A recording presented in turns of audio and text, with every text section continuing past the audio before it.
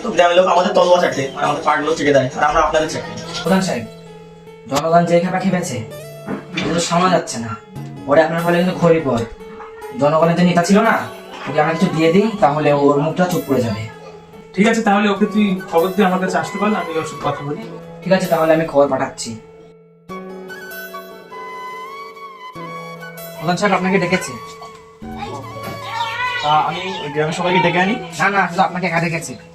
আমাকে একা ডেকেছে? আসেন।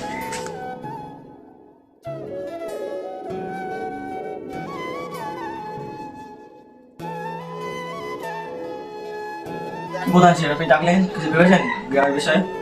গ্রামে তো উন্নতি তো কিছু হলো না, কি করতে ডেকেছেন?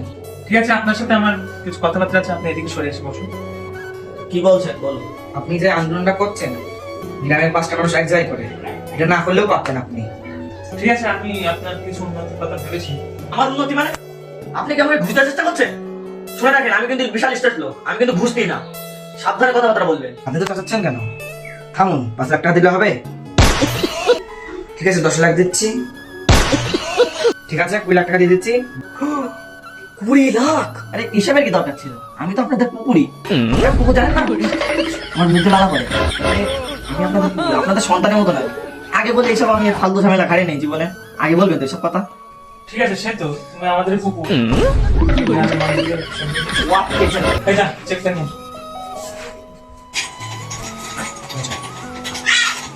দেখেন, আমার ফোনটাই ভালো, তাহলে আমি গ্রামের উন্নতিটা করবো। সে তো বটেই, আপনারই তো চলে না, আপনি শুধু মাঝে মধ্যে আমাদের একটু দেখবেন। গ্রামের লোক আমাদের তলোয়া চাটে, আমাদের পাটগুলো চেটে দেয়, আর আমরা আপনাদের চাটি। চেটে চেটে এই মতো বুঝেছি আমরা, একটু আমাদেরকেও দেখবেন। ঠিক আছে।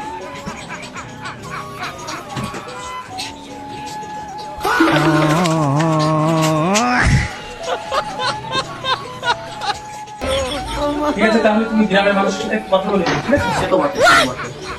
ঠিক আছে, তাহলে গ্রামবাসীকে আমি হ্যান্ডেল করবো, আপনি শুধু একটু আমার দিকে